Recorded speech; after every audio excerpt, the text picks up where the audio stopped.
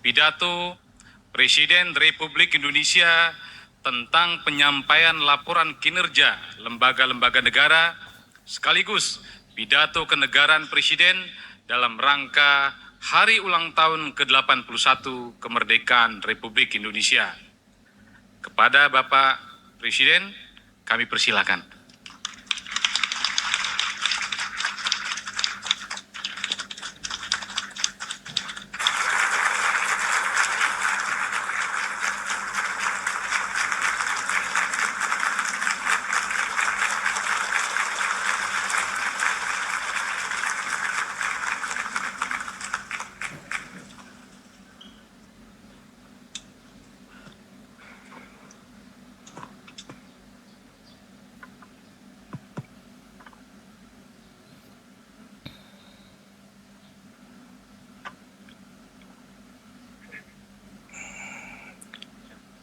Bismillahirrahmanirrahim. Assalamualaikum warahmatullahi wabarakatuh. Salam sejahtera bagi kita sekalian. Shalom, Om Swastiastu. Namo Buddhaya, salam kebajikan, Rahayu Rahayu. Yang saya hormati Wakil Presiden Republik Indonesia Saudara Gibran Rakabuming Raka beserta Ibu Selvi Gibran Rakabuming Raka. Yang saya hormati Presiden ke-7 Republik Indonesia Bapak Joko Widodo. Wakil Presiden ke-10 dan ke-12 Republik Indonesia Bapak Haji Muhammad Yusuf Kalla. Wakil Presiden ke-11 Republik Indonesia Bapak Budiono. Wakil Presiden ke-13 Republik Indonesia Bapak Kiai Haji Profesor Ma'ruf Amin. Istri Presiden ke-4 Republik Indonesia Ibu Sinta Nuriyah Abdurrahman Wahid. Istri Wakil Presiden ke-9 Republik Indonesia Ibu Soraya Hamzahas. Para pimpinan lembaga tinggi negara, Ketua Majelis Permusyawaratan Rakyat Republik Indonesia Saudara Ahmad Muzani beserta para mantan ketua, para wakil ketua dan anggota MPR RI. Ketua Dewan Perwakilan Rakyat Republik Indonesia Saudari Puan Maharani beserta para mantan ketua, para wakil ketua dan para anggota DPR RI yang saya hormati.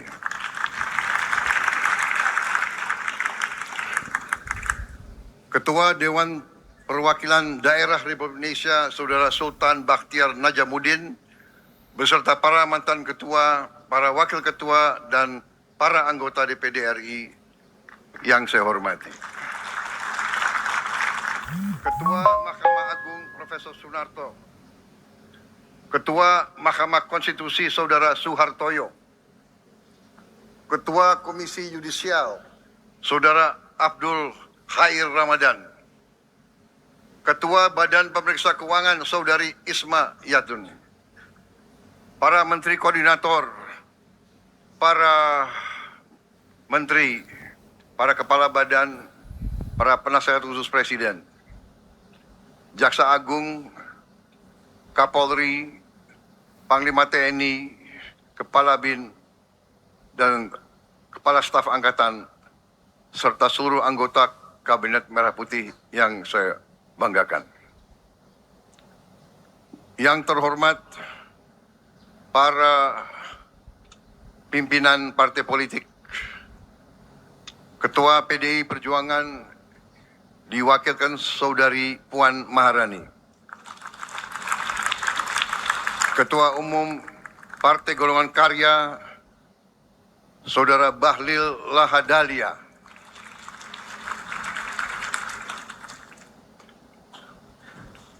Partai Gerindra, saya sendiri. Tapi juga hadir Ketua Harian Profesor Sufmi Dasko Ahmad.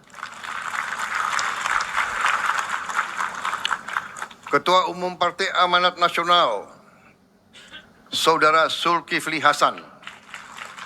Ketua Umum Partai Demokrat, Saudara Agus Harimurti Yudhoyono. Ketua Umum Partai Kebangkitan Bangsa, Saudara Abdul Muhaimin Iskandar. Presiden Partai Keadilan Sejahtera, Saudara Ali Muzamil Yusuf. Ketua Umum Partai Nasional Demokrat, Saudara Surya Dharma Paloh. Para duta besar negara sahabat yang hadir. Yang saya hormati para kepala daerah, para gubernur, para bupati, wali kota, dimanapun engkau berada, rekan-rekan pers media yang hadir, saudara-saudaraku sebangsa dan setanah air, seluruh rakyat Indonesia yang saya cintai, dimanapun engkau berada. Pertama-tama, sebagai insan yang bertakwa, marilah kita tidak henti-hentinya memanjatkan puji syukur kehadirat Tuhan yang Maha Besar, Tuhan yang Maha Esa, Allah SWT, bagi umat Islam atas segala rahmat dan karunia-Nya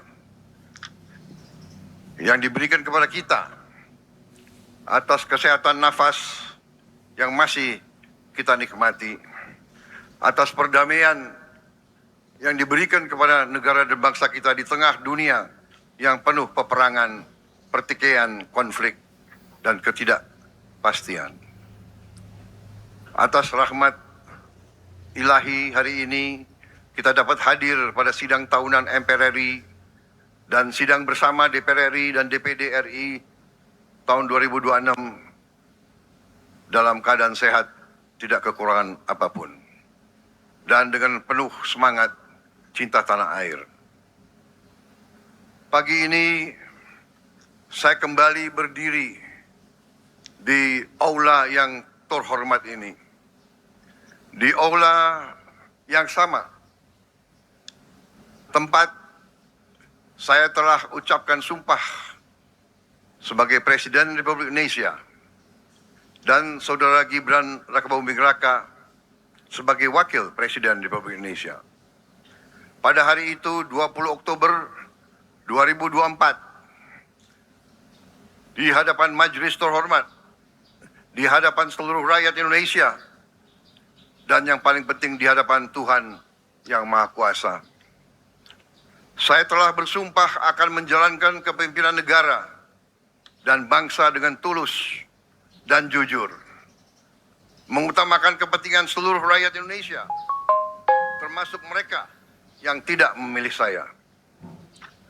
Untuk menunaikan janji-janji yang saya telah ucapkan dan menunaikan sumpah saya sebagai Presiden Republik Indonesia, saya telah pimpin pemerintahan Negara Kesatuan Republik Indonesia selama 21 bulan dengan 4 pedoman utama. Pertama, kami bekerja untuk menjaga dan melaksanakan perintah-perintah Undang-Undang Dasar Negara Republik Indonesia tahun 1945. Kedua, kami bekerja untuk menjaga, menjalankan, dan melindungi kepentingan inti nasional yang vital, the core and vital national interests.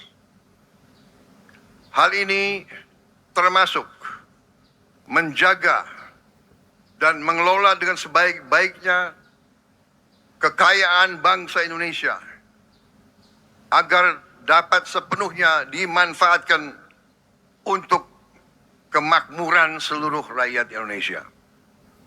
Ketiga, kami bekerja untuk mengatasi kesulitan rakyat dalam waktu yang sesingkat-singkatnya.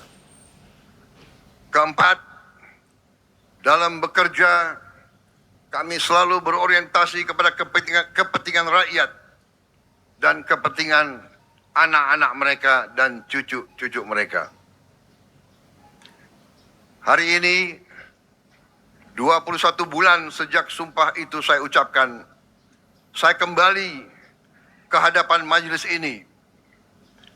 Saya kembali untuk menyampaikan apa yang telah kita kerjakan, apa yang mulai kita lihat hasil-hasilnya, dan apa yang masih harus kita selesaikan. Saya belum bisa mengatakan bahwa seluruh persoalan bangsa telah selesai, atau bahwa seluruh janji yang saya ucapkan telah tertunaikan. Belum.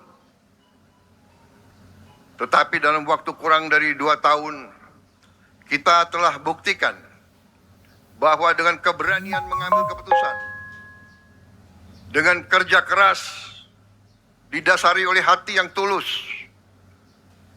kehendak yang jelas, orientasi kepada rakyat, dan dengan gotong royong seluruh unsur bangsa, masalah-masalah yang selama puluhan tahun dianggap sangat rumit atau terlalu rumit dapat kita mulai selesaikan.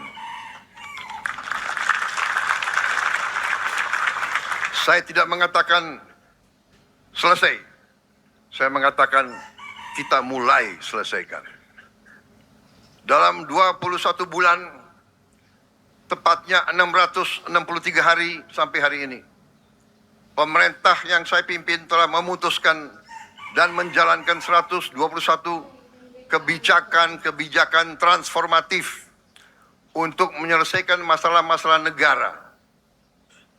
Sebagian masalah-masalah itu telah berpuluh tahun tidak bisa kita selesaikan. Artinya, kita bisa mengatakan bahwa kita telah putuskan satu kebijakan transformatif setiap 5 hari. Demikian kerasnya menteri-menteri saya dan pembantu saya telah bekerja. Beberapa di antara mereka terpaksa masuk rumah sakit. Ada yang pingsan, ada yang operasi, banyak yang kecapean. Saya berjanji kepada mereka bahwa dalam sisa masa jabatan saya ini, saya akan memberi lebih banyak waktu istirahat untuk mereka. Dan mereka menjawab, janji tinggal janji. Demikian bukti kesungguhan dari pemerintah yang saya pimpin. Menurut pembantu-pembantu saya, dalam kalender saya tidak ada hari merah. Yang ingin saya sampaikan, kita menerima amanah itu dengan penuh kehormatan. Tugas dari rakyat adalah kehormatan yang mulia bagi kita. Karena itu, kita akan bekerja dengan sekeras-kerasnya. Kita akan habis-habisan bekerja untuk rakyat dan bangsa kita. Dan karena kebijakan-kebijakan kita dan kerja keras kita, swasembada pangan yang dahulu kita targetkan tercapai dalam 4 tahun, ternyata berhasil kita capai dalam waktu 1 tahun.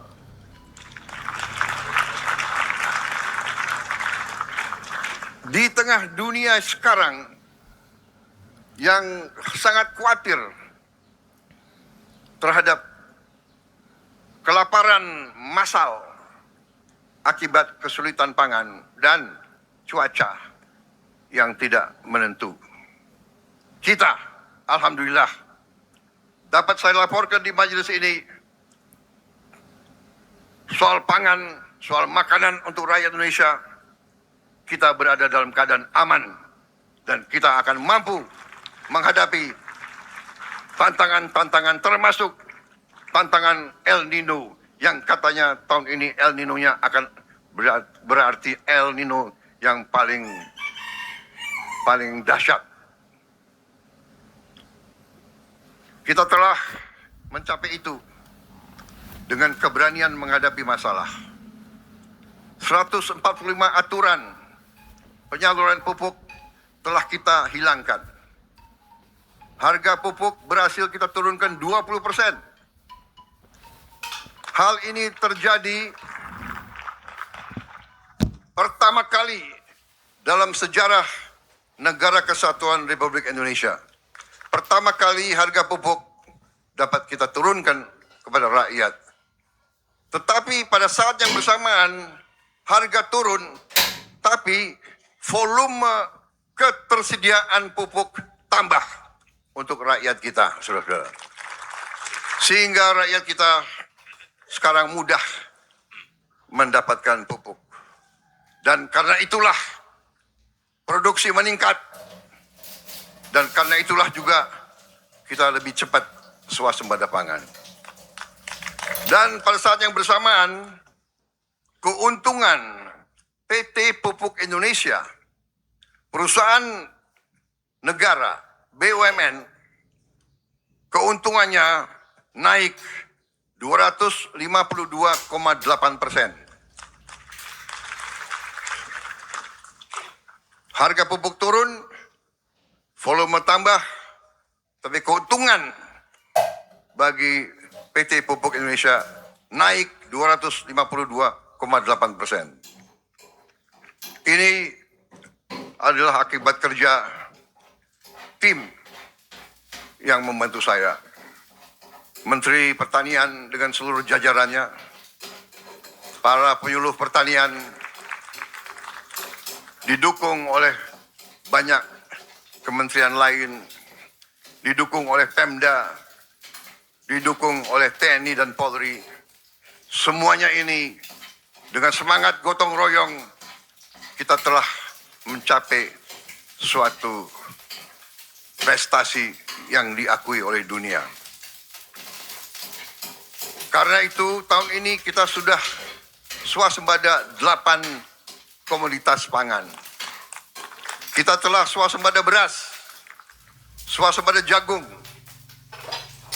swasembada gula konsumsi, daging ayam, telur ayam, bawang merah, cabai besar, dan cabai rawit. Saudara-saudara, kita masih belum swasembada daging. Itu akan kita kerjakan, yang insya Allah bisa kita capai dalam 5 sampai 6 tahun ke depan.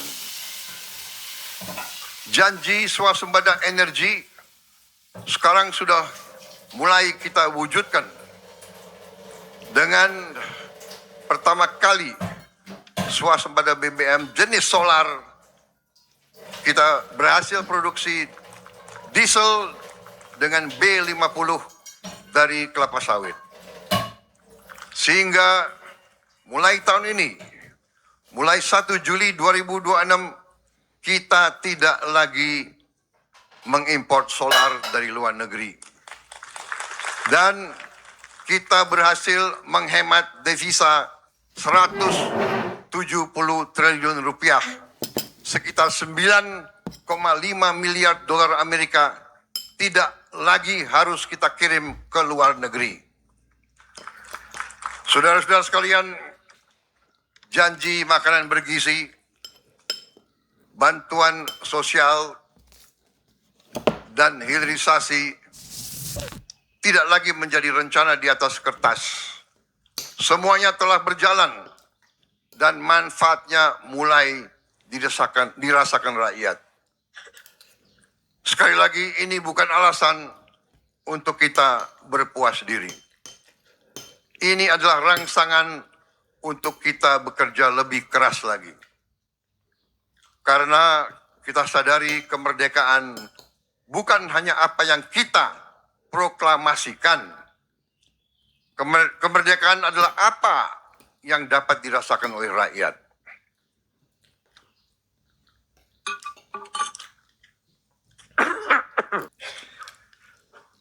81 tahun yang lalu, para pendiri bangsa mewariskan kepada kita sebuah negara dan sebuah cita-cita. Indonesia yang berdaulat, adil dan makmur.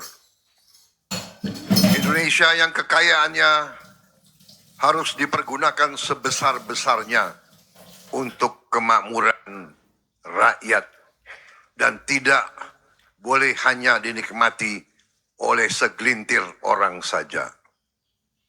Saya tidak menerima mandat dari rakyat untuk menjelaskan mengapa masalah tidak dapat diselesaikan. Saya menerima mandat dari rakyat justru untuk menyelesaikan masalah-masalah dan mengatasi kesulitan-kesulitan rakyat. Kami memilih mengambil keputusan yang sulit pada hari ini daripada mewariskan masalah yang lebih berat lagi dan lebih rumit lagi kepada generasi-generasi penerus kita. Saudara-saudara sekalian, pembangunan bangsa bukan pekerjaan presiden seorang diri, bukan pekerjaan hanya pemerintah. Republik ini dibangun oleh kerjasama seluruh lembaga negara, pemerintah pusat dan daerah, serta seluruh elemen dari masyarakat, seluruh rakyat Indonesia. Saudara-saudara, MPR RI terus menjalankan perannya sebagai rumah kebangsaan, memperkuat literasi konstitusi, merawat Pancasila, Undang-Undang Dasar 1945, NKRI, dan Bhinneka Tunggal Ika. Demokrasi tidak boleh berhenti pada prosedur pemilihan. Demokrasi harus memenuhi hak dasar rakyat dan berpegang kepada semua pasal-pasal di Undang-Undang Dasar kita. DPR RI bersama pemerintah telah menyelesaikan dan mengundangkan 13 rancangan undang-undang sampai bulan Juli 2026. Salah satunya adalah Undang-Undang Nomor 2 tahun 2026 tentang perlindungan pekerja rumah tangga. Pengakuan bahwa setiap pekerjaan memiliki nilai martabat dan setiap pekerja berhak untuk memperoleh perlindungan.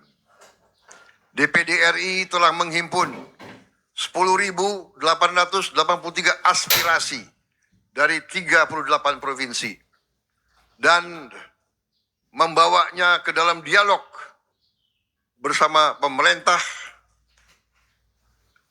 dalam hal ini Bappenas dan kementerian-kementerian lainnya sebagai masukan bagi rencana kerja pemerintah 2027.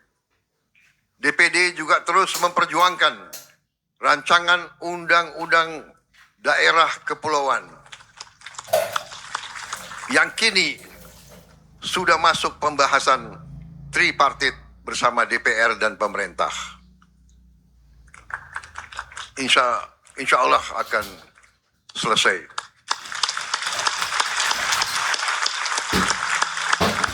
Mahkamah Agung pada tahun 2025 menangani 38.148 perkara dan berhasil memutuskan 37.973 perkara. Dengan demikian produktivitasnya adalah 99,54%. Sebanyak 96,74% perkara diselesaikan dalam waktu kurang dari 3 bulan. Ini adalah capaian ketepatan waktu tertinggi sepanjang sejarah Mahkamah Agung. Kita beri penghargaan kepada Ketua Mahkamah Agung dan jajarannya. Sesungguhnya keadilan yang terlambat adalah ketidakadilan yang dipanjangkan. Mahkamah Konstitusi sepanjang 2025 telah menangani 701 perkara dan permohonan, termasuk 334 perselisihan hasil pemilihan kepala daerah. Sebanyak 598 perkara dan permohonan telah diputus. Sampai dengan 23 Juli 2026, 84,51% permohonan ke MK diajukan secara daring, sehingga yaitu online, sehingga warga dari Aceh sampai Papua tidak harus selalu datang ke Jakarta. BPK menjaga agar setiap rupiah uang rakyat digunakan dengan benar dan tepat. Sepanjang 2025, rekomendasi hasil pemeriksaan BPK telah menghasilkan penyelamatan keuangan negara sebesar 112 triliun rupiah. Kepercayaan dunia kepada auditor Indonesia juga meningkat. BPK terpilih menjadi Ketua International Organization of Supreme Audit Institutions, INTOSAI, periode 2008-2031. Dan juga terpilih menjadi United Nations Board of Auditors, periode 2026-2032. Komisi Yudisial pada Januari sampai Juni 2026 menerima 1.402 laporan masyarakat dan 622 permohonan pemantauan persidangan. Komisi Yudisial telah mengusulkan sanksi kepada 121 hakim yang terbukti melanggar kode etik, termasuk 14 sanksi sedang dan 17 sanksi berat. Kita harus menjaga supremasi hukum dan kemandirian hakim. Pemerintah terus berusaha untuk meningkatkan taraf hidup hakim. Tapi kemandirian tidak berarti tanpa akuntabilitas hakim. Saudara-saudara, mengenai masalah hakim, pemerintah telah berhasil menaikkan remunerasi hakim. Untuk hakim-hakim yang paling junior, penghasilan mereka telah naik 280%. Tertinggi dalam beberapa dasawarsa. Sekarang penghasilan hakim-hakim kita, terutama yang junior, berada di atas rata-rata ASEAN. Bahkan Ketua Mahkamah Agung telah melaporkan kepada saya bahwa penghasilan Ketua Mahkamah Agung Republik Indonesia sekarang lebih tinggi dari penghasilan Ketua Mahkamah Agung Singapura.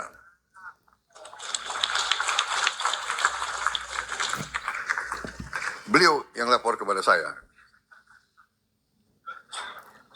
Saudara-saudara sebangsa dan setanah air,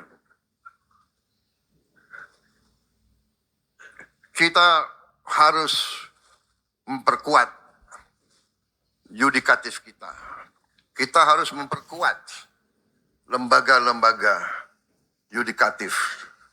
Karena para hakim mahkamah kita adalah benteng terakhir keadilan. Adalah benteng terakhir di mana rakyat menuntut, berharap bisa mendapat keadilan. Bahwa supremasi hukum dan keadilan tidak hanya untuk orang yang kuat, tapi rakyat kita yang paling tidak berdaya harus bisa mendapat keadilan di mahkamah-mahkamah kita, di pengadilan-pengadilan kita. Saudara-saudara sekalian, kita mengetahui dunia sedang menghadapi konflik geopolitik, perang dagang, perang terbuka di Eropa, di Timur Tengah, dan berbagai tempat lain di dunia. Seluruh dunia mengalami gangguan rantai pasok dan tekanan ekonomi. Dalam keadaan seperti ini, Indonesia harus semakin mampu berdiri di atas kaki kita sendiri. Kita harus bisa mandiri. Kita tidak boleh tergantung pasukan-pasukan dari luar.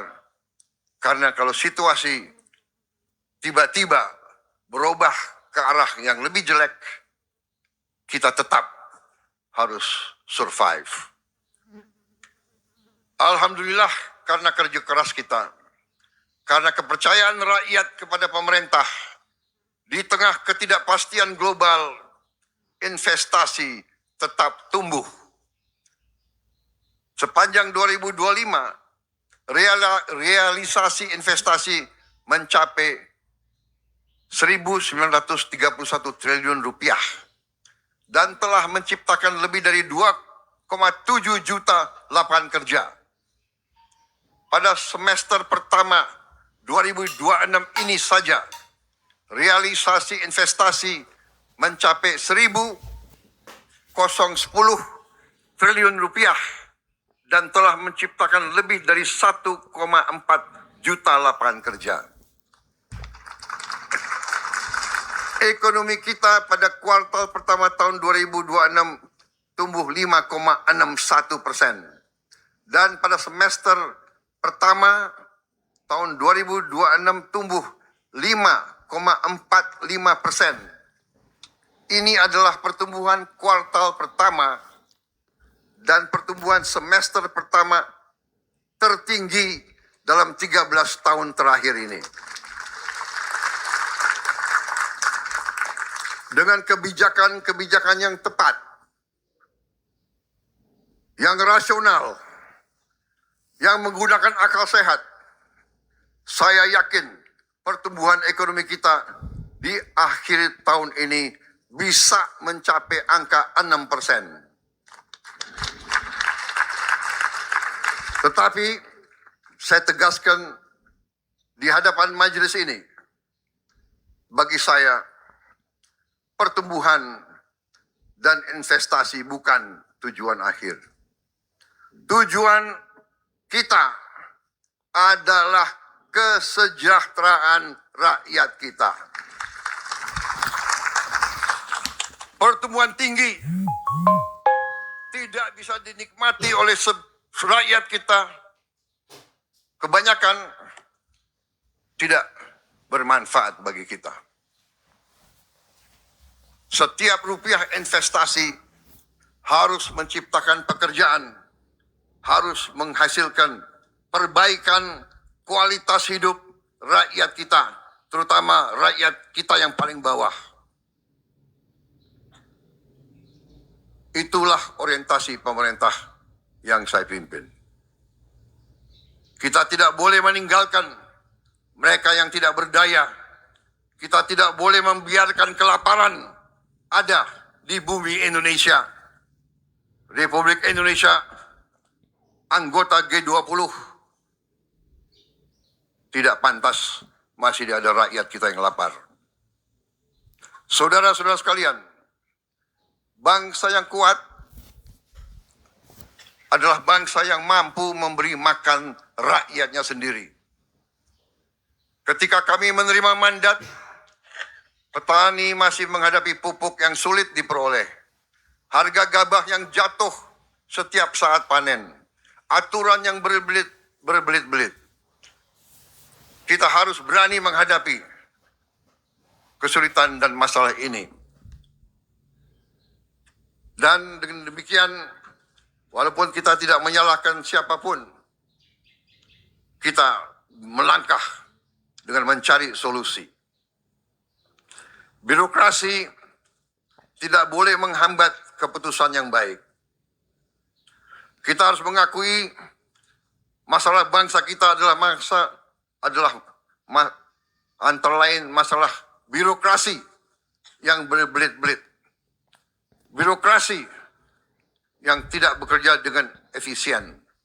Para birokrat yang sering menggunakan jabatan dan wewenangnya untuk memperkaya diri, memperkaya keluarganya, dan memperkaya kelompoknya. Ini harus kita berantas.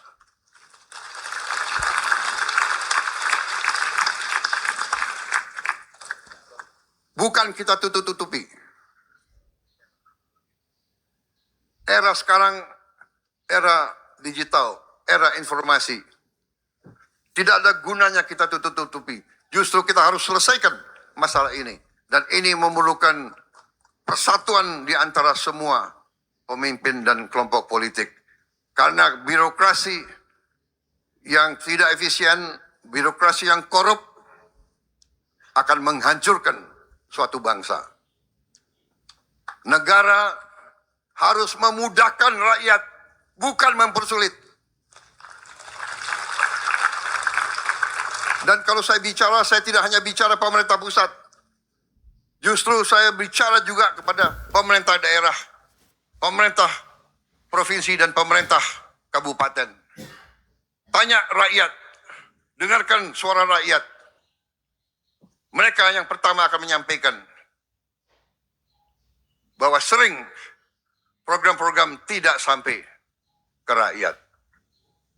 Saudara, hari ini hadir di tengah-tengah kita mengundang Saudara Joko Purnomo. Bapak Joko ini ketua kelompok tani dari Desa Purwosari, Kabupaten Ngawi, Jawa Timur. Pak Joko telah 20 tahun bertani.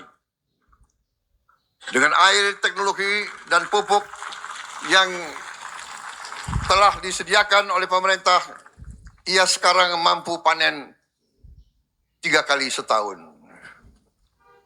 Dengan produktivitas sampai 9 ton padi per hektar. Penurunan harga pupuk 20% ikut memangkas biaya produksinya. Mana Pak Joko? Kita tepuk tangan untuk Pak Joko. Sebagai wakil dari para petani Indonesia, para pahlawan bangsa, produsen pangan bagi seluruh rakyat Indonesia. Kita boleh punya tentara yang paling hebat, boleh punya pesawat terbang yang canggih. Kalau tidak ada makan, saya kira bangsa ini berhenti saja sebagai bangsa. Kerja keras petani, penyuluh, pemerintah daerah, saya katakan, semua unsur, TNI Polri, terima kasih. Koperasi, BUMN pangan, terima kasih atas kerjasama dan gotong royong saudara-saudara. Kita telah menghasilkan capaian yang besar, dan kita kadang-kadang harus menyadari bahwa kita, bangsa kita mampu mencapai hal-hal yang besar, dan jangan kita selalu rendah diri, jangan selalu kita kalah sebelum bertarung. Saudara-saudara sekalian, dalam 1 tahun terakhir ini, Indonesia mencapai swasembada 8 komoditas pangan. Dan dengan demikian, kita menyadari bahwa capaian kita cukup membanggakan. Kita masih belum swasembada bawang putih. Kita berjuang agar dalam 3 tahun kita bisa mencapai swasembada bawang putih. Yang saya sebut tadi, daging masih belum, daging sapi yang belum, daging kerbau juga belum, tapi daging ayam sudah. Pada dasarnya sebetulnya untuk protein sebenarnya kita sudah swasembada, yaitu protein dari ikan, protein dari telur, protein dari daging ayam. Saudara-saudara, di hari ini tadi sudah saya menyampaikan penghargaan khusus kepada mereka-mereka yang telah bekerja keras sehingga kita bisa mencapai swasembada pangan ini.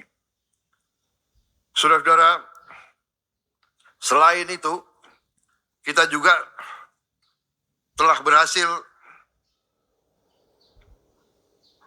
mencapai capaian-capaian berarti di sektor-sektor lain.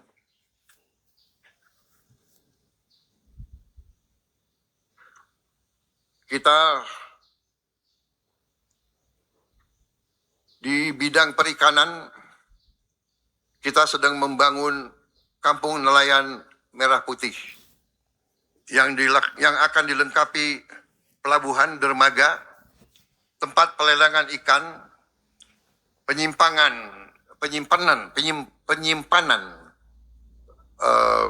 ruang dingin, bengkel, pengolahan hasil laut, perumahan, dan fasilitas sosial.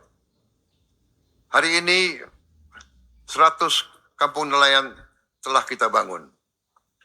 Target kita 1.386 kampung nelayan akan berdiri dan berfungsi pada akhir Desember 2026. Laut Indonesia harus menjadi sumber kemakmuran nelayan Indonesia. Nilai perikanan kita setiap tahun adalah sekitar 34 miliar dolar. Baru hanya mungkin 5% yang dapat kita nikmati.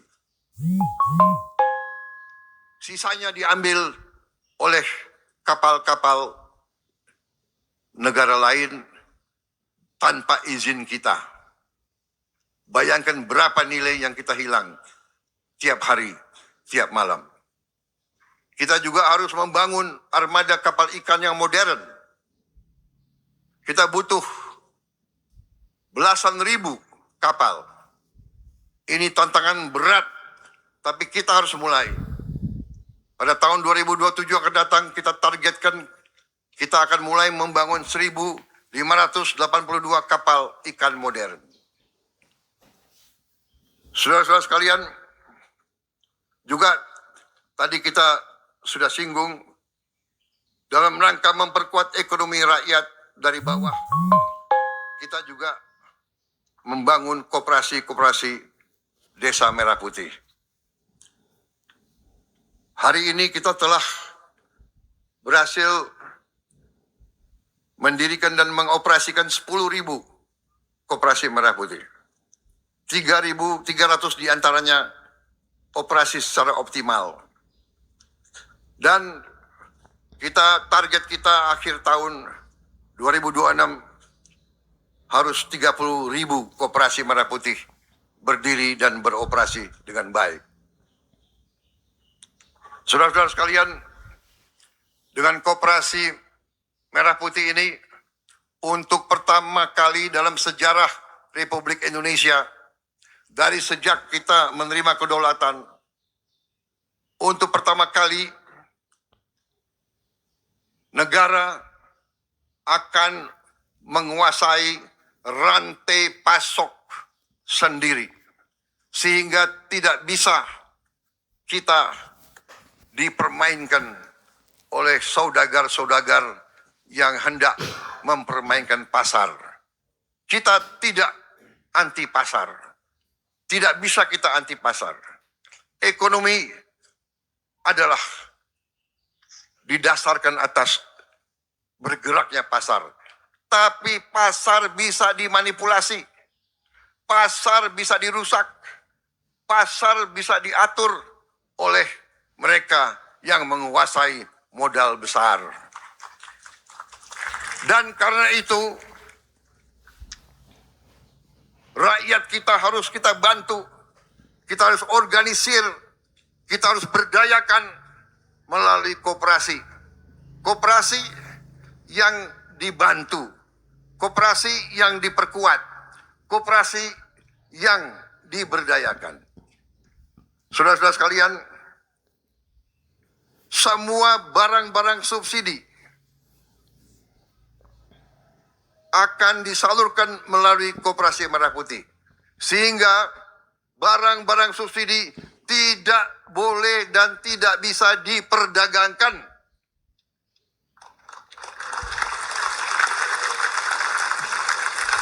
Subsidi adalah uang rakyat. Barang yang disubsidi oleh uang rakyat untuk rakyat dan bukan dagangan. Saudara-saudara, BUMN adalah milik seluruh rakyat Indonesia. BUMN tidak boleh milik direksi, bukan milik komisaris, bukan pula sumber dana bagi penguasa. Ketika kita bentuk Danantara, ya itu adalah dana kedaulatan kita, Sovereign Wealth Fund. Kita menemukan bahwa ada 1074 BUMN. Dan BUMN itu ada yang punya anak perusahaan dan ada yang punya cucu perusahaan. Bahkan ada yang punya cicit perusahaan. Ini luar biasa. Saya mengira BUMN itu adalah 300 atau 400. 1074. Dan BUMN ini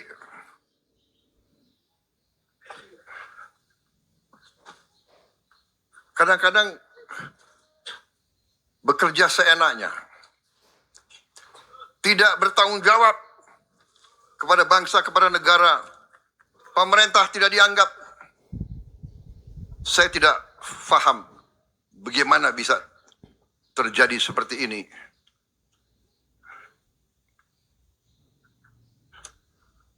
Mungkin harus kita bentuk suatu pengadilan ad hoc khusus untuk kita usut,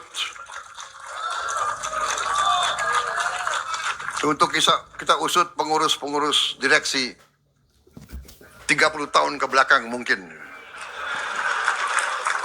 Tapi saya juga akan menghadapi majelis, saya akan menghadapi DPR, saya akan minta kalau perlu kita memberi juga peluang semacam amnesti khusus untuk mereka yang tobat, mereka yang sadar, mereka yang mengakui. Nah, ini saya serahkan kepada wakil-wakil rakyat untuk memutuskan.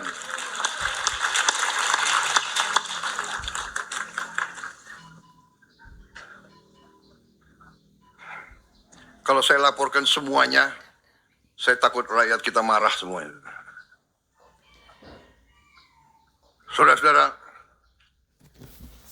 terlalu banyak BUMN yang tidak produktif.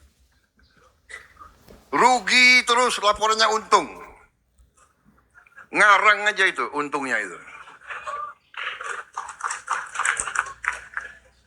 Kita kena masalah. Karena banyak perusahaan-perusahaan asing kan juga kerjasama dengan BUMN kita. Jadi kita harus menghilangkan ini, permainan-permainan ini. Tapi saya dengan bangga hari ini saya melaporkan kepada majelis yang terhormat. Hari ini kita telah menutup 290 BUMN. Pada Desember 31, 2026, kita targetkan hanya akan memiliki paling banyak 300 BUMN. 750 BUMN lebih akan kita tutup.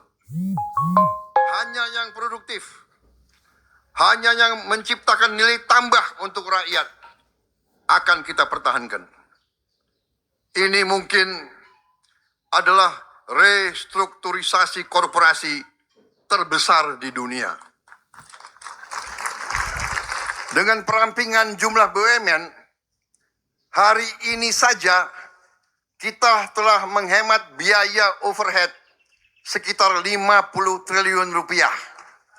Hanya dari gaji, direksi, komisaris, sewa gedung, sewa mobil, perjalanan dinas, bla bla bla bla, kita sudah menghemat 50 triliun rupiah lebih. Target kita Desember 31, target kita harus menghemat 70 triliun lebih, saudara-saudara. Kita bisa bayangkan dengan 50 triliun berapa puskesmas bisa kita perbaiki, berapa sekolah bisa kita renovasi, berapa rumah untuk rakyat kita bisa kita berikan. Jadi saudara sekalian, untuk itu saya memberi penghargaan khusus kepada pimpinan dari Danantara, ya, dengan seluruh timnya, seluruh jaringannya. Silakan berdiri. Kita tepuk tangan.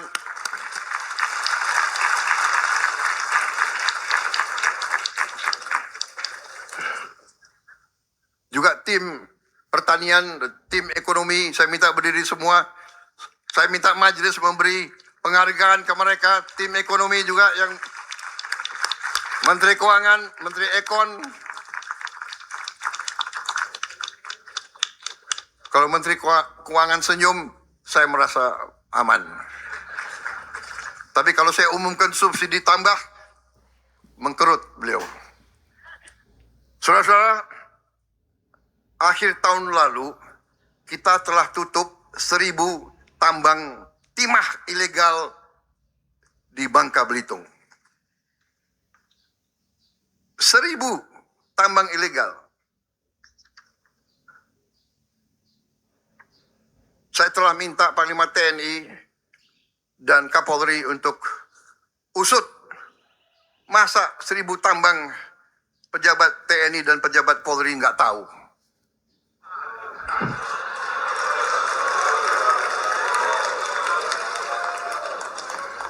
Kapolri dan Panglima TNI, ya, usut.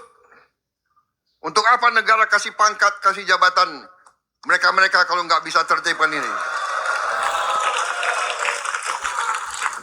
Saya bicara atas nama rakyat Indonesia. Ini wakil-wakil rakyat semua di sini.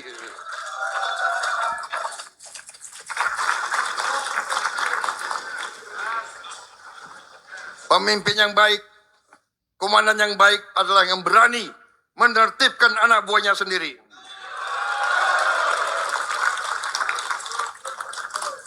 Kadang-kadang kita sedih. Anak buah yang kita sayang, yang baru saja kita beri bintang, naikin pangkat, harus kita tindak. Tapi demi rakyat, demi negara, demi bangsa, harus kita lakukan.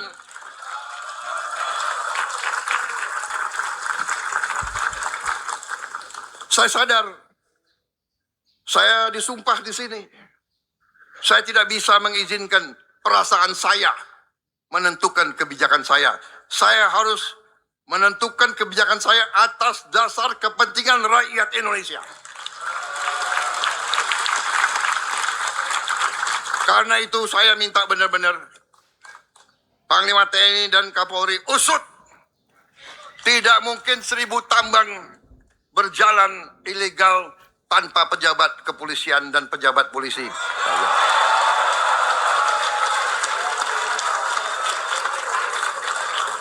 Tapi Menteri Keuangan usut bea cukai juga.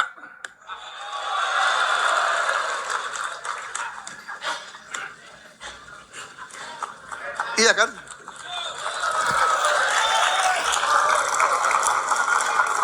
Bakamlah. Tugasmu jaga itu penyelundupan. Kenapa masih banyak penyelundupan di situ?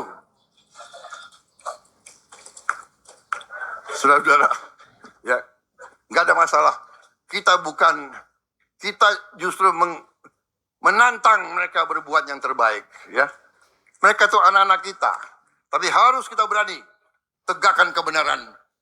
Rakyat kita sekarang tidak mau terima ketidakadilan, tidak mau melihat lagi penyelewengan. Mereka bukan bodoh, mereka pinter. Mereka orang yang paling rendah, paling tidak berdaya, sudah punya gadget-gadget semua.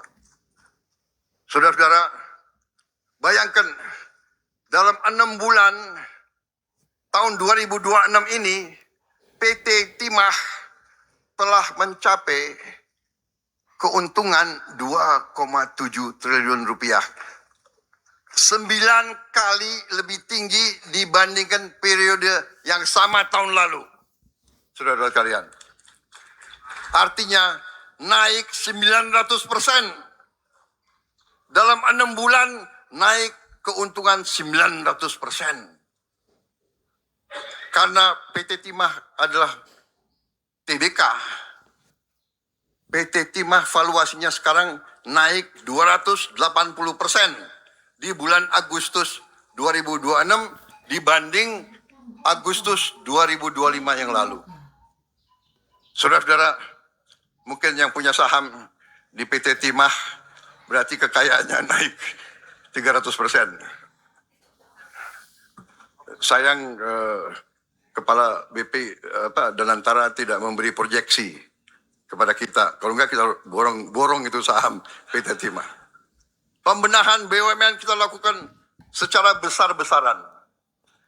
Di 6 bulan pertama tahun 2026 ini, untung bersih PT Semen Indonesia naik 408,9%. 400%.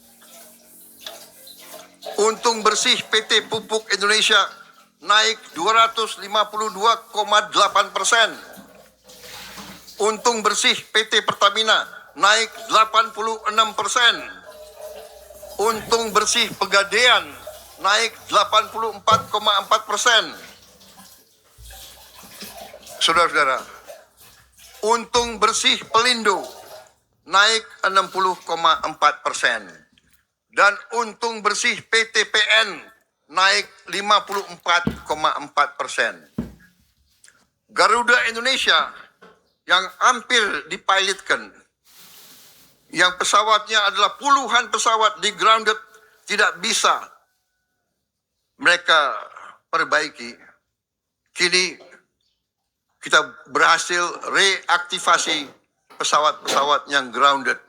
Per bulan Juni 2026, total pesawat yang berhasil kita reaktivasi bertambah 20 pesawat sehingga menjadi 140 pesawat. Garuda Indonesia yang sudah sekian tahun rugi, sekarang sudah ada harapan untuk kembali untung. Kalau kemarin tidak terjadi perang di Timur Tengah, sesungguhnya bulan Juli ini Indonesia sudah untung. Kita sekarang berharap di awal tahun 2027 mereka sudah mulai untung. Saudara-saudara, saya juga ingatkan di sini bahwa kita tidak mau toleransi dengan permainan angka, dengan laporan palsu. Kita harus dapat angka-angka yang benar, angka yang tepat, walaupun kadang-kadang pahit. Kita telah mengoreksi laporan keuntungan dari banyak BUMN. Setelah kita koreksi, hasil BUMN tahun 2024 menjadi 186 triliun rupiah. Dividen BUMN di tahun 2024 adalah 85,5 triliun rupiah. Karena perbaikan-perbaikan yang kita kerjakan, pada tahun 2025 keuntungan BUMN mencapai 326 triliun rupiah. Naik 75,3% dari 2024. 326 triliun rupiah ini adalah keuntungan tanpa permainan angka. Dividen BUMN yang disetor tahun 2025 mencapai 142,3 triliun. Naik 67% dari tahun 2024. Namun tentu lebih tepat angka dividen BUMN dilihat secara net dengan penanaman modal negara atau PMN yang diberikan dari APBN ke BUMN pada tahun yang sama. Pada tahun 2024, dividen BUMN dikurangi PMN adalah 53 triliun rupiah. Tahun 2025, dividen BUMN dikurangi PMN adalah 138 triliun rupiah, naik 160%. Dividen BUMN di tahun 2026 ini diproyeksikan kembali naik sampai dengan 200 triliun tanpa ada PMN. Artinya dari 2024 ke 2026 naik dari 53 triliun rupiah ke 200 triliun rupiah atau bisa dikatakan 4 kali lebih besar.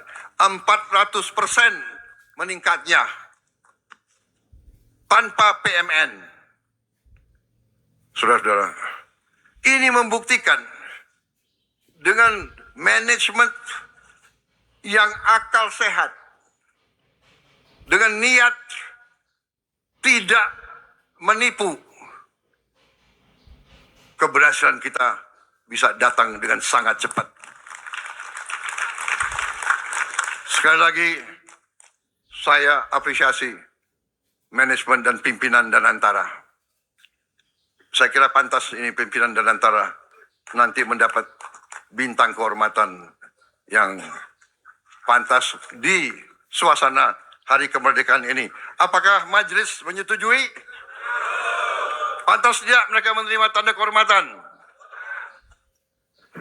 Pantas tidak?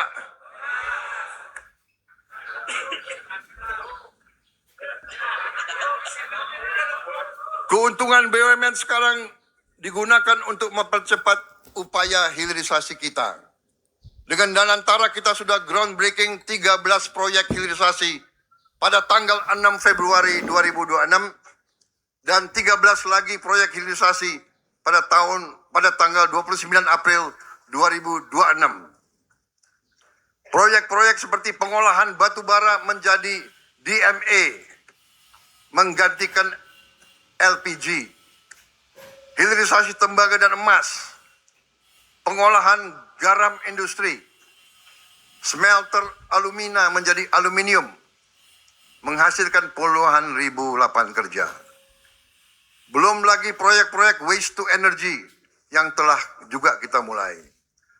Keuntungan BUMN juga sekarang kita gunakan untuk mempercepat upaya downstreaming kita dengan juga upstreaming. Kita juga akan membeli perusahaan-perusahaan terbaik di dunia untuk kita bisa dapat teknologinya, kita bisa dapat IP-nya, kita bisa dapat manajemen yang terbaik, kita bisa dapat pasarnya, kita bisa dapat pengalaman mereka, sehingga nanti ekonomi kita akan kuat. Saudara-saudara, sebagai contoh untuk meningkatkan hasil daging kita, kita perlu sapi yang banyak. Ya, dengan itu kita bisa mendapatkan teknologi cloning. Dengan cloning kita bisa memperbanyak kita punya ternak. Kita juga telah membangun Bank Emas Indonesia. Kita ingin emas Indonesia tidak hanya ditambang di negeri ini, tapi disimpan, diperdagangkan, dan diberi nilai tambah di negeri orang lain. Hari ini, dengan adanya Bank Emas yang baru beroperasi 1 tahun, Bank Emas kita di Pegadaian dan di Bank Syariah Indonesia sudah mengelola 153 ton emas dengan nilai sekitar 360 triliun rupiah atau sekitar 20 miliar dolar Amerika Serikat. Kekayaan Indonesia harus memperkuat tabungan, pembiayaan, dan perekonomian Indonesia. Maaf, saya mohon izin.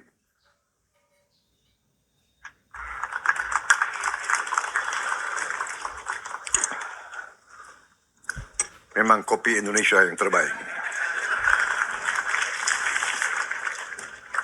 Daerah-daerah penghasil kopi pasti mendukung saya.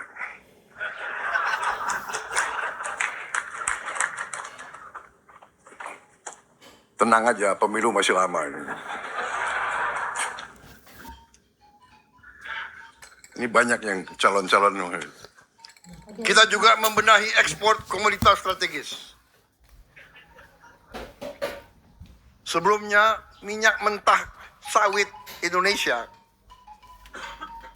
dijual di pelabuhan Indonesia, ya, dijual sekitar Rp15.000 per kilogram, sementara harga di bursa Rotterdam, Belanda, harganya Rp27.000 per kilogram. Padahal di Belanda 1 hektar pun nggak ada kebun kelapa sawit. Artinya, sesungguhnya kita telah hilang 50% nilai komoditas kita.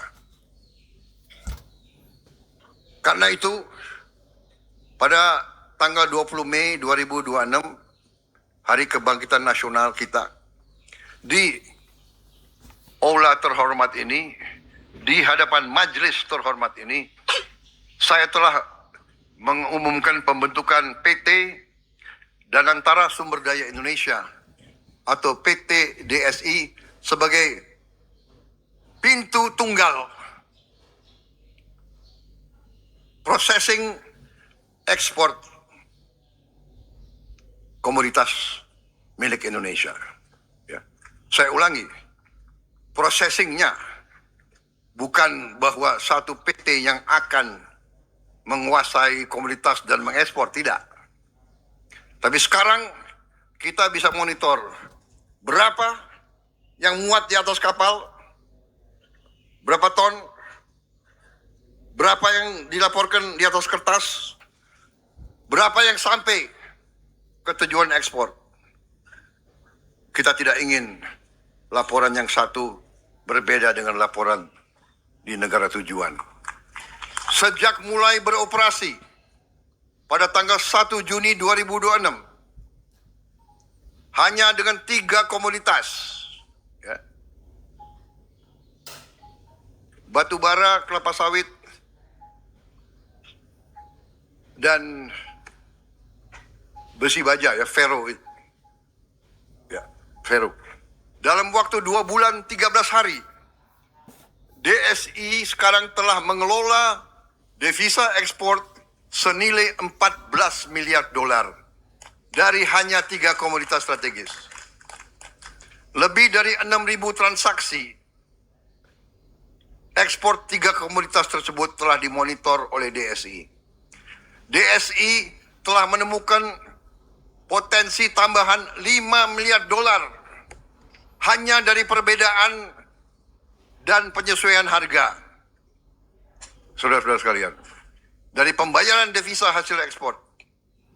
Bayangkan kalau dalam waktu yang akan datang, semua komoditas ekspor kita akan dimonitor dan dikelola oleh DSI. Berapa peningkatan hasil yang akan masuk negara? Saudara sekalian, DSI akan meningkatkan pengawasan meliputi 50 pelabuhan di 25 provinsi. Dan sebagaimana saya katakan, DSI akan mengelola semua komoditas ekspor strategis kita. Tidak hanya 3. Kita tidak ingin lagi bangsa Indonesia dicurangi. Kekayaan Indonesia tidak boleh memperkaya segelintir orang dan meninggalkan rakyat kita hidup susah. Ini bukan saja tidak adil, ini bukan sikap negara yang pandai. Saudara, barang kita milik kita, orang lain yang tentukan harganya. Saudara, ini melanggar prinsip-prinsip ekonomi, melanggar prinsip pasar. Dan pihak-pihak rating agencies, bahkan banyak lembaga-lembaga keuangan menilai bahwa DSI adalah langkah positif bagi rakyat Indonesia. Mereka yang mengatakan, bukan kita. Mereka yang mengatakan. Kita menghargai semua masukan, tapi kalau kita yakin kita berada di jalan yang benar, kita terus akan kerja. Kita tidak mau dibuat raport oleh bangsa lain, tapi kita terbuka untuk masukan. Sidang majelis yang saya hormati, saudara-saudara sekalian, kekuatan ekonomi Indonesia berada di desa, pada petani kita, nelayan kita, pedagang kita, pengrajin kita, perempuan kita, kepala keluarga kita, dan anak-anak muda kita yang membangun usaha di kampung-kampung mereka sendiri. Kita ingat waktu krisis 98, krisis moneter, bank-bank besar tutup, perusahaan-perusahaan besar bangkrut, banyak yang jual, tapi ekonomi desa, ekonomi kerakyatan justru tetap kuat, kokoh. Yang menyelamat kita justru adalah UMKM dan ekonomi kerakyatan. Karena itu, konektivitas antara desa harus baik. Tahun ini kita telah menyelesaikan 2.500 jembatan desa yang dibangun oleh TNI dan 874 jembatan desa yang dibangun oleh Kepolisian Republik Indonesia. Target kita pada akhir tahun ini selesai 5.000 lebih jembatan desa. Tidak boleh lagi ada anak-anak kita yang harus bertarung nyawa hanya untuk menyeberang sungai untuk ke sekolah karena tidak ada jembatan. Berangkat ke sekolah harus berjalan berjam-jam. Berangkat basah, di kelas basah, pulang basah. Saudara-saudara sekalian, tidak boleh terjadi. Kita berharap para gubernur, para bupati, para camat, para kepala desa, semuanya mengecek desa-desanya. Di mana lagi dibutuhkan jembatan desa, laporkan. Kalau gubernur, bupati, kepala desa tidak bisa mengatasi, pemerintah pusat akan turun dan mengatasi. Kita tidak akan membiarkan rakyat kita terlantar.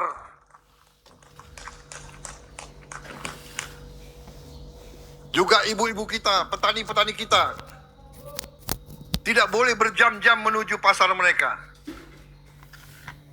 Kita mencari dan membangun juga titik-titik air bersih untuk desa-desa kita. Banyak rakyat kita yang tidak punya akses kepada air bersih. Mereka harus berjalan dengan susah payah, berkilo-kilo, hanya untuk mengambil 1 atau 2 jerigen air bersih. Untuk minum, untuk mandi, untuk wudu. Belum lagi air untuk ternak mereka, air untuk tanaman mereka. Tahun ini di 8 bulan pertama tahun 2026 kita sudah membangun 3.000 titik air desa yang dibangun oleh TNI. Terima kasih TNI. Tadi saya sudah singgung, kita membangun koperasi desa dan kelurahan Merah Putih sebagai pusat ekonomi rakyat. Tadi saya singgung, per hari ini sudah 10.000 koperasi telah beroperasi. Dari 10.000, 3.300 koperasi telah beroperasi secara optimal. Sisanya masih menghadapi masa penyesuaian. Operasional optimal artinya semua sarana sudah ada. Listrik, air, dan semua berjalan. Stok bisa dimonitor oleh sistem digital terpusat. Koperasi sudah bisa menjadi off-taker. Koperasi jadi pembeli hasil pertanian dan perikanan setempat. Koperasi sudah punya angkutannya sendiri. Ini juga saya kira pertama kali dalam sejarah Republik Indonesia. bahwa koperasi diorganisir, dibantu, dan dilengkapi dengan angkutannya sendiri. Tidak ada lagi nanti panen yang rusak karena tidak ada yang mau beli, karena tidak ada truk yang bisa mengambil panen tersebut. Mangga yang rusak, rambutan yang rusak, tomat yang rusak, wortel yang rusak. Insya Allah ini bisa kita bantu rakyat kita secara optimal.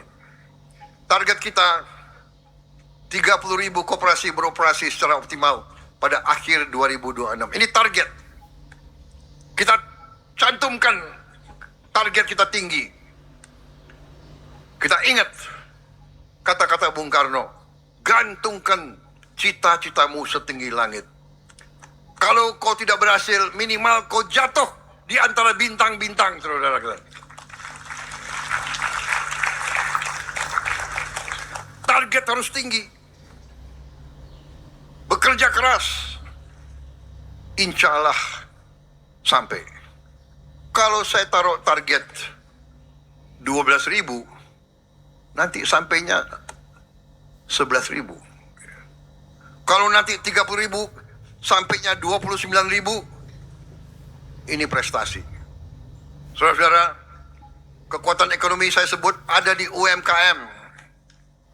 Kita juga telah mengatur pembagian hasil yang lebih adil bagi pengemudi ojek online dan aplikator.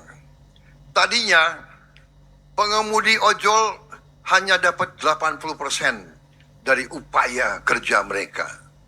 Karena aplikator minta 20%. Tapi dengan rekomendasi pemerintah,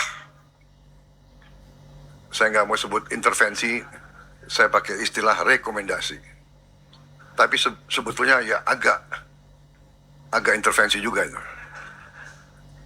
Para pengemudi sekarang mendapatkan 92% dari jerih payah mereka.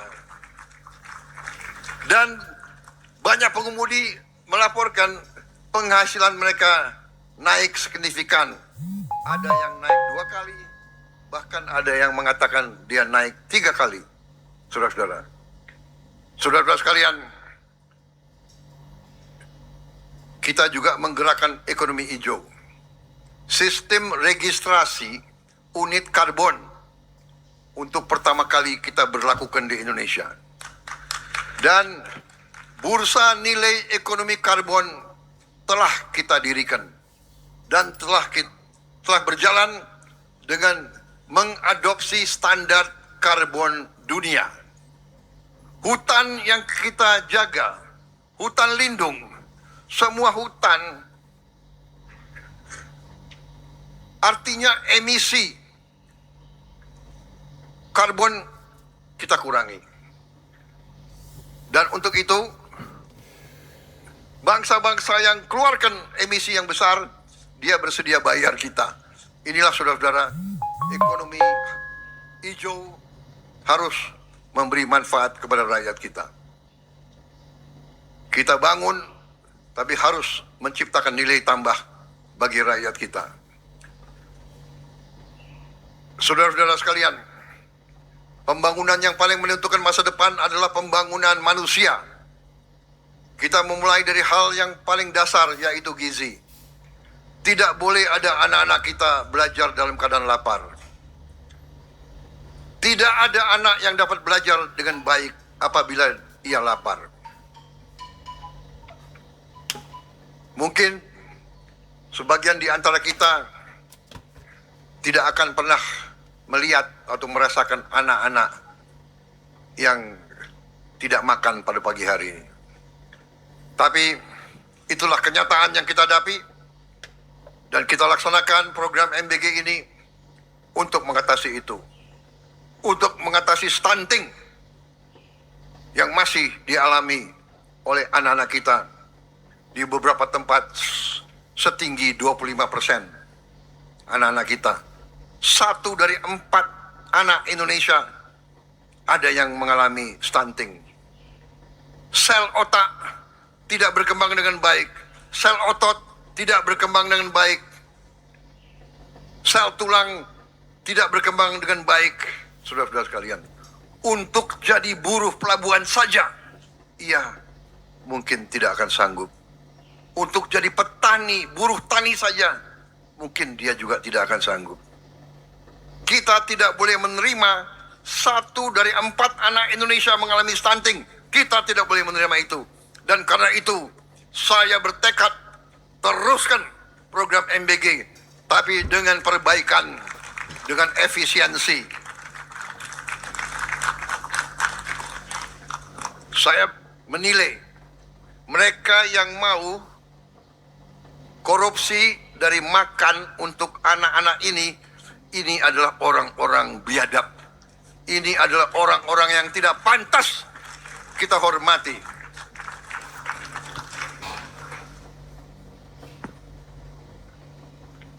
Menurut saya ini sudah sama sekali tidak ada nilai kemanusiaan. Hari ini hadir bersama kita Christina Beno, siswi kelas 6, sekolah dasar dari Merauke, Papua Selatan. Christina, terima kasih. Pertama kali kamu hadir di MPR ini. Suatu saat mungkin kamu duduk di atas ini.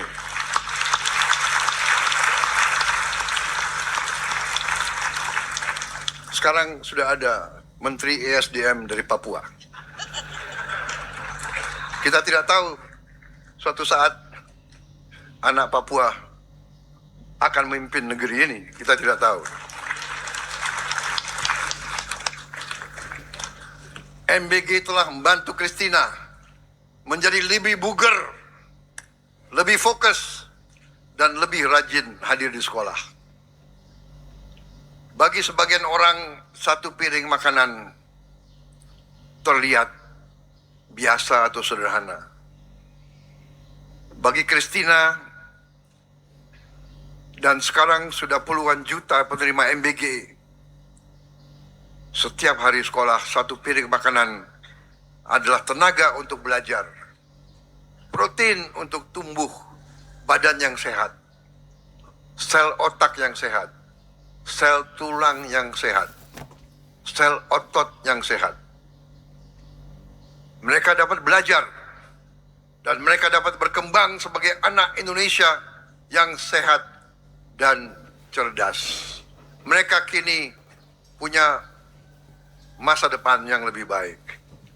Mari kita tepuk tangan untuk Christina dan semua anak Indonesia, semua ibu-ibu yang sedang hamil, dan semua orang tua lanjut usia. Negara tidak akan tinggalkan kalian semua. Negara bersamamu. Negara akan hadir bersamamu. Itu janji kita semua di majelis ini. Memberi makan bergizi saja kita sadar tidak cukup. Anak-anak kita harus memperoleh pendidikan yang baik. Karena itu kita jalankan program perbaikan sekolah terbesar dalam sejarah kita.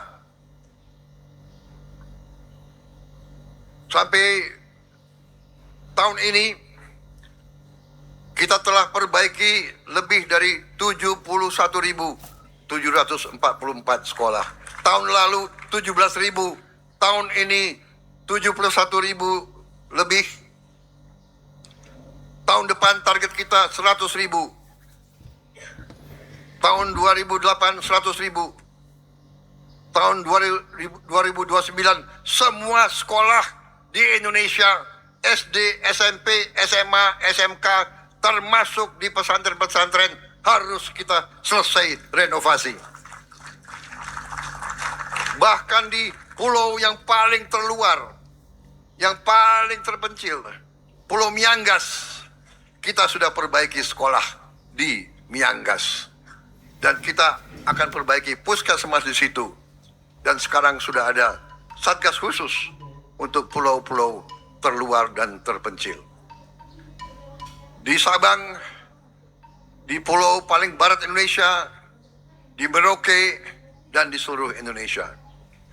Kita juga telah membagikan layar pinter interaktif, ya, interaktif flat panel untuk semua sekolah di Indonesia. Tahun lalu kita berhasil membagikan 1 layar setiap sekolah. Desember 31 kita akan membagikan tambahan 3 layar setiap sekolah.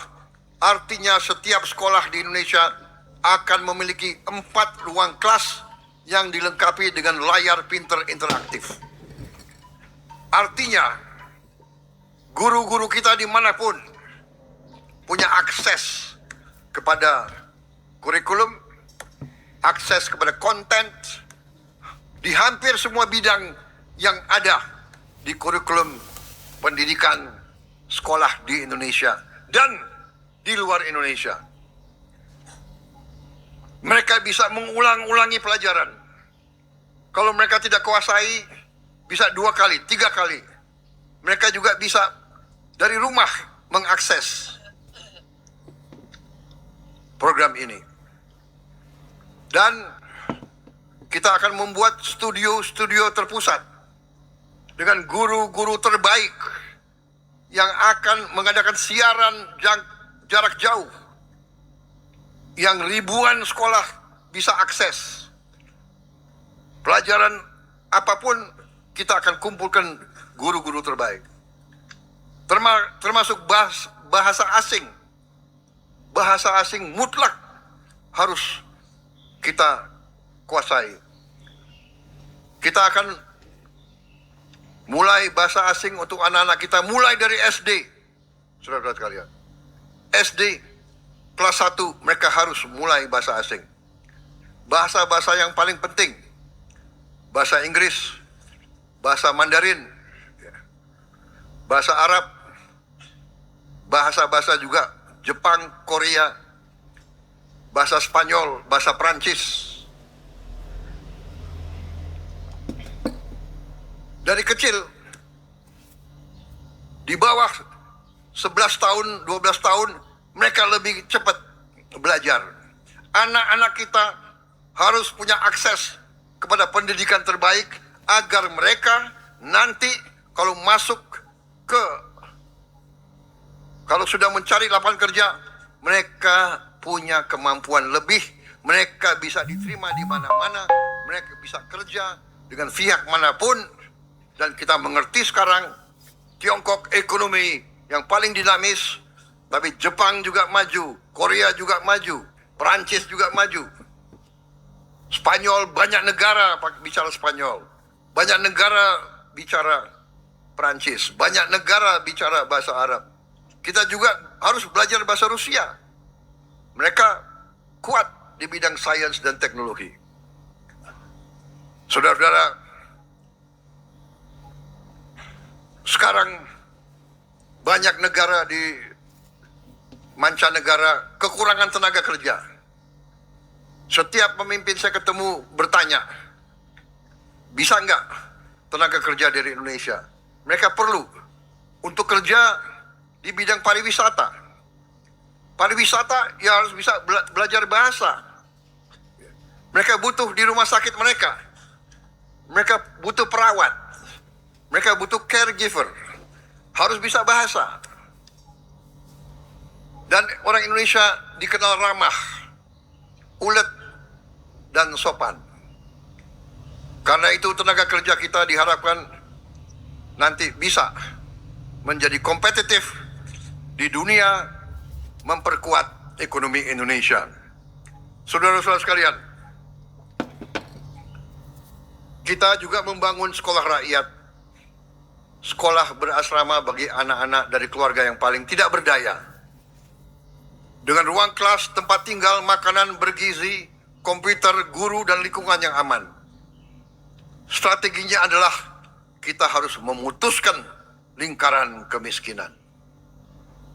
Kalau orang tua mereka menghadapi nasib yang kurang baik, mengalami kondisi keterpurukan, kondisi kemiskinan, anak-anak mereka tidak boleh terus miskin. Sesuai pasal 34 Undang-Undang Dasar negara kita, negara harus intervensi. Hari ini 93 sekolah rakyat permanen sudah kita buka. Nantinya sekolah rakyat rintisan sudah 182 dan nantinya semua kabupaten akan punya satu sekolah rakyat. Salah satu siswanya adalah Muhammad Rizky Pratama, usia 12 tahun.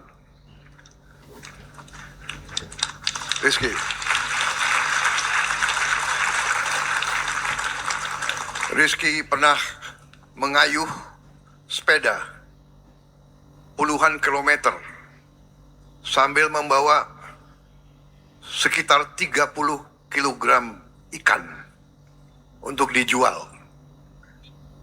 Bayangkan, Rizky berdiri lagi. Nah, bayangkan badan seperti ini naik sepeda membawa 30 kilo ikan. Luar biasa kau, Rizky. Kau anak yang baik.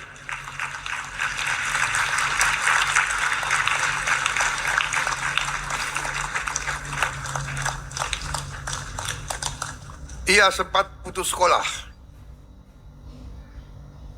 dan waktu masuk sekolah rakyat ia belum lancar membaca dan belum bisa menghitung dengan baik. Hari ini Rizky kembali ke sekolah. Ia mendapatkan kembali haknya untuk belajar dan menata cita-cita.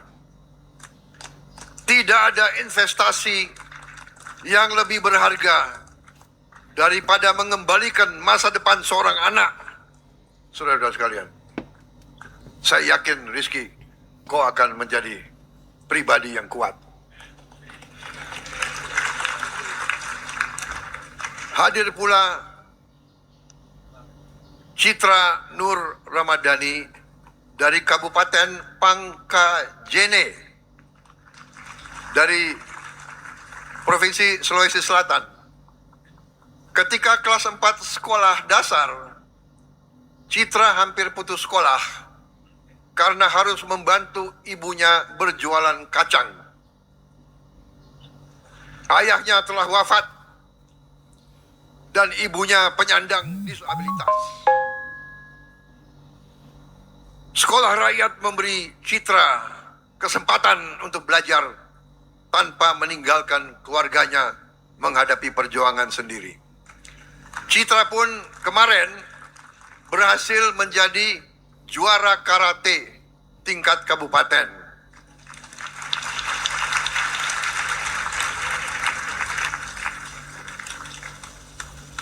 Citra, umurmu berapa, Citra?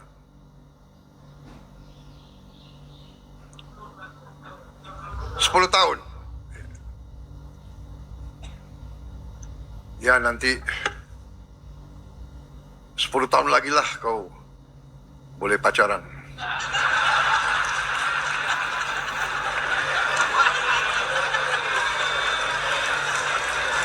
Citra,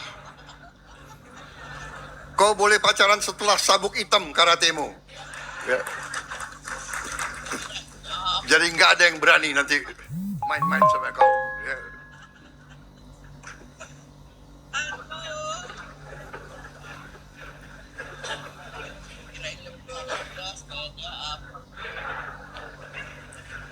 Kemarin saya juga mendapat kabar 7 siswa sekolah rakyat di Makassar berhasil menang Olimpiade Nasional Indonesia ke-15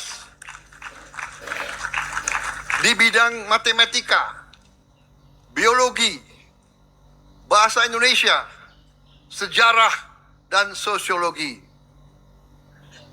Juga ada Ismi Ulfaidah dari Sekolah Rakyat Poliwari Mandar, Sulawesi Barat, yang berhasil terpilih menjadi Paski Braka Nasional.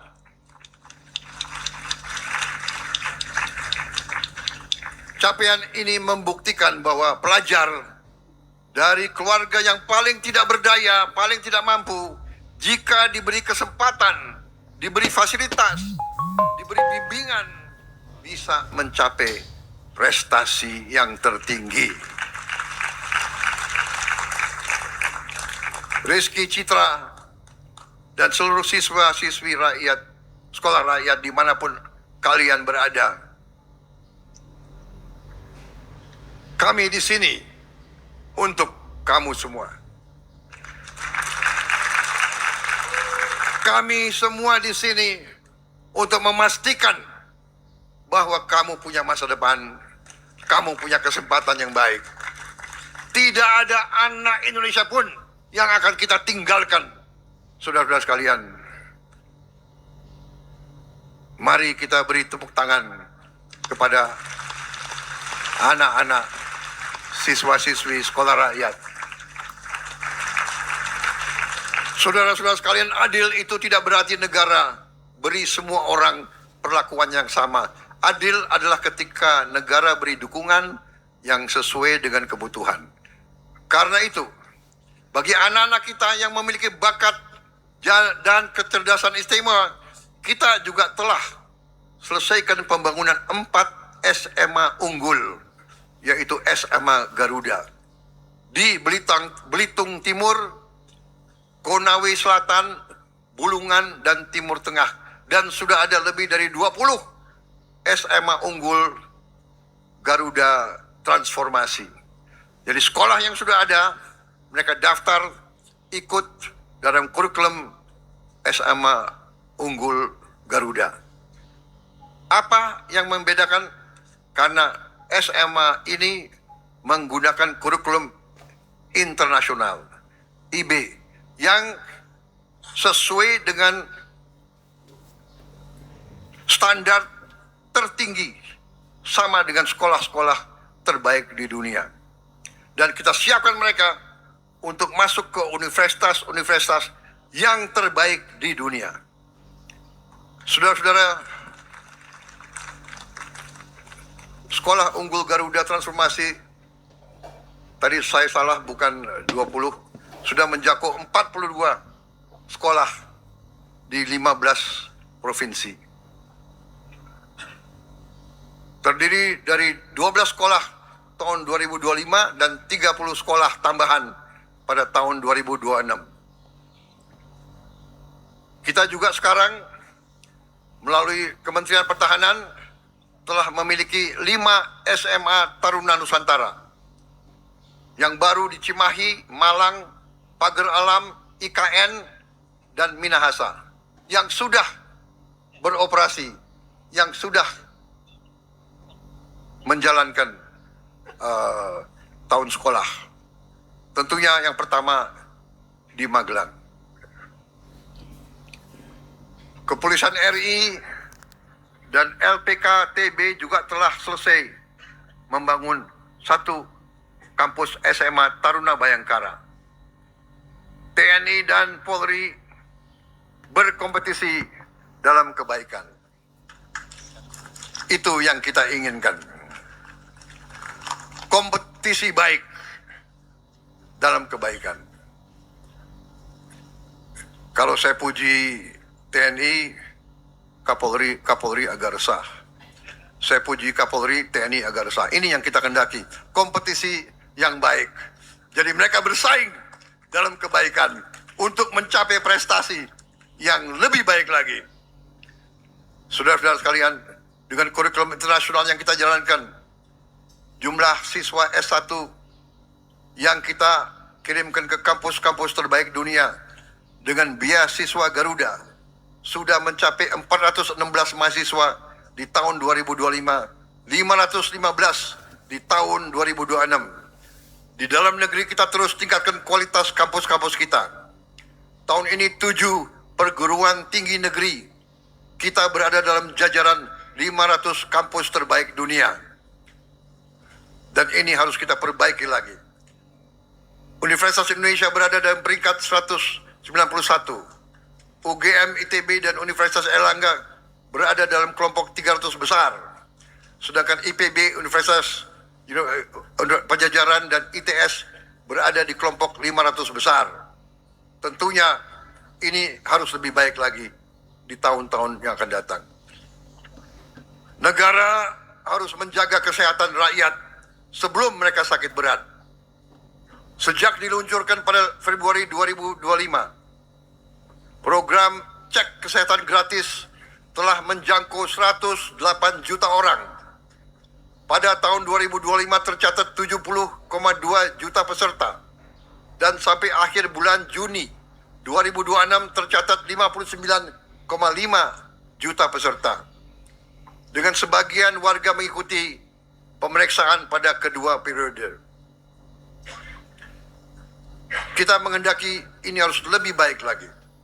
Tapi ada sementara rakyat kita yang takut cek kesehatan. Takut ketahuan sakitnya apa. Mungkin anggota DPR ini juga termasuk belum cek kesehatan. Rata-rata gulanya pasti tinggi. Apalagi orang Jawa Tengah itu. Layanan cek kesehatan gratis sekarang tersedia di 10.255 puskesmas pada 38 provinsi. Pemerataan pelayanan juga terus kita lakukan. Pemerintah telah membangun dan meningkatkan 66 rumah sakit umum daerah di daerah tertinggal, terdepan dan terluar. Hari ini 20 rumah sakit umum daerah baru telah kita bangun sudah operasional. Negara juga telah menanggung penuh iuran jaminan kesehatan nasional bagi 96,8 juta warga Indonesia yang tidak mampu. Mungkin JKN kita ini salah satu sistem jaminan kesehatan terbesar di dunia. Untuk memperkuat pelayanan kesehatan kita harus menghadapi dan menyelesaikan masalah kekurangan dokter umum dan dokter spesialis kita. Hampir semua puskesmas kita belum memiliki 13 jenis tenaga kesehatan secara lengkap. Menurut data Kementerian Kesehatan, 474 kabupaten kota butuh tambahan 84.781 dokter umum. 505 kabupaten kota butuh tambahan 127.580 dokter gigi. Dan kabupaten kota, 481 kabupaten kota butuh tambahan 55.712 dokter spesialis. Terutama di kabupaten kota yang jauh dari ibu kota provinsi. Terutama juga banyak di Indonesia Timur. Untuk itu, selama 21 tahun terakhir, pemerintah telah membuka 9 fakultas baru serta 170 program studi spesialis dan subspesialis, baik yang berbasis perguruan tinggi maupun berbasis rumah sakit. Kita menghadirkan program studi spesialis untuk pertama kali di 11 provinsi untuk mengejar kebutuhan dokter umum, dokter gigi, dan dokter spesialis kita. Saudara-saudara sekalian, untuk itu, kita harus mencari solusi. Kita harus memperbanyak dokter-dokter spesialis dan dokter-dokter gigi dan dokter-dokter umum kita. Karena dari kerusakan gigi bisa menghasilkan kerusakan organ-organ lain di tubuh itu. Saudara-saudara sekalian. Perlindungan sosial kita sadari harus semakin tepat sasaran, mudah dan bermartabat. Per hari ini, digitalisasi pendaftaran bantuan sosial untuk program PHK dan PKH. Tadi saya minta maaf, izin minum kopi lagi.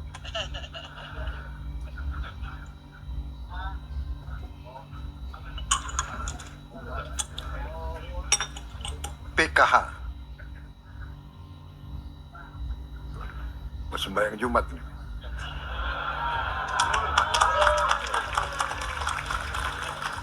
PKS udah ngelirik-ngelirik. Sebentar kan? 7 menit.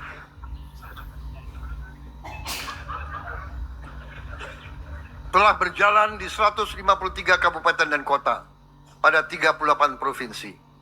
Lebih dari 3 juta keluarga telah terdaftar menuju target 49 juta keluarga pendaftar, atau lebih dari 50% keluarga Indonesia pada saat implementasi nasional. Sebelumnya, keluarga tidak mampu harus mengeluarkan Rp150.000 untuk perjalanan, dokumen, fotokopi, dan waktu kerja yang hilang. Sekarang pendaftaran dapat dilakukan tanpa biaya, gratis. Pemeriksaan kelayakan yang sebelumnya dapat memakan waktu 75-200 hari, kini dapat diselesaikan dalam hitungan menit atau jam. Rakyat yang tidak mampu tidak boleh bayar untuk membuktikan bahwa ia tidak mampu. Rakyat juga tidak boleh berkali-kali menyerahkan data yang sebenarnya sudah dimiliki oleh negara. Digitalisasi pada program perlindungan sosial harus kita terus perluas pada semua program bantuan sosial, bantuan pemerintah, dan juga subsidi. Sebagai implementasi agenda pro Kesra terintegrasi. Juga untuk meningkatkan ketepat sasaran, transparansi, dan kemudahan bagi masyarakat Indonesia. Hari ini hadir bersama kita Ibu Susana dari Kabupaten Bogor. Ia bekerja sebagai buruh harian, mengupas bawang dengan upah Rp700.000 per kilogram. Program Keluarga Harapan dan program sembako membantu menjaga pendidikan anak-anaknya. Hadir pula Ibu Margarelita Roy dari Kupang, Nusa Tenggara Timur. Sejak kecil ia hidup dalam kesulitan dan tidak pernah mengenyam pendidikan. Pada usia 38 tahun, ia masih berdagang serta merawat tantenya yang sudah berusia 80 tahun. Bantuan sosial atensi berupa beras dan minyak menjadi penopang keluarganya. Negara hadir bukan untuk menggantikan kerja keras rakyat. Negara hadir agar kerja keras rakyat tidak sia-sia.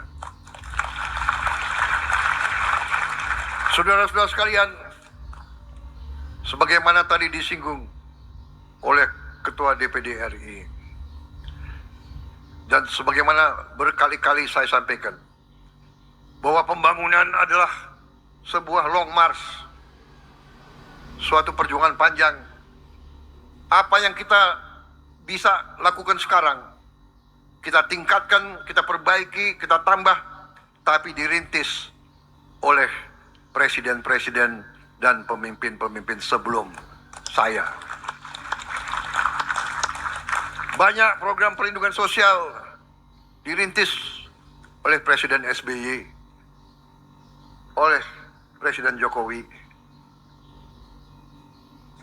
Saya meneruskan apa yang mereka rintis. Semua yang kita alami hasil dari kepemimpinan Bung Karno, kepemimpinan Pak Harto, kepemimpinan Pak Habibie, kepemimpinan Gus Dur, kepemimpinan Ibu Megawati. Sekarang kita teruskan.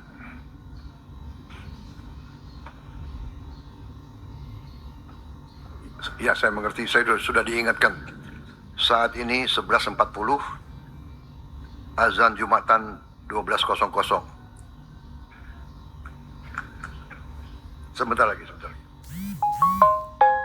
Rumah bukan sekedar bangunan. Rumah adalah tempat keluarga berlindung, tempat anak belajar, dan keluarga bertumbuh. Tahun 2026 sampai 30 Juni, pemerintah telah menyalurkan bantuan stimulan perumahan swadaya, bantuan renovasi rumah bagi 83.907 rumah. Ini masih jauh dari sasaran kita. Kita harus bekerja keras untuk tambah. Juga kita telah bantu pembelian rumah murah dengan program FLPP dan sekarang sudah menjangkau hampir 100.000 rumah. Kredit program perumahan telah menjangkau 90.878 debitur. Hadir bersama kita hari ini Ibu Telma Humena dari Kota Manado. Rumahnya dahulu memiliki fondasi rapuh, dinding lantai dan atap yang rusak.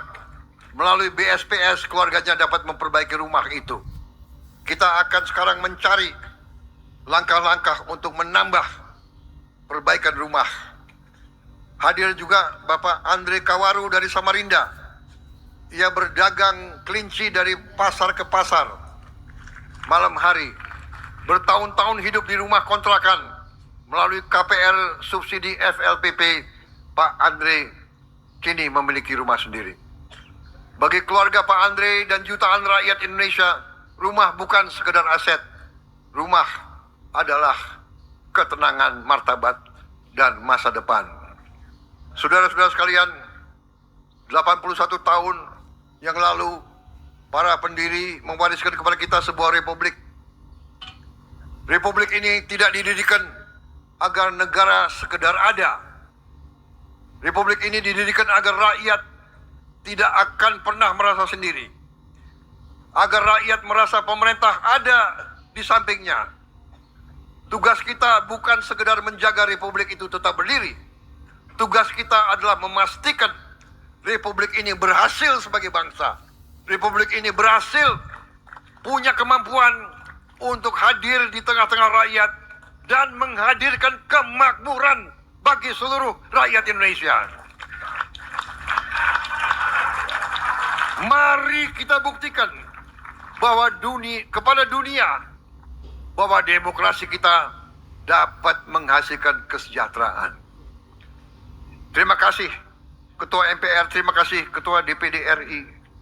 Selalu dibicarakan persatuan, persatuan, persatuan.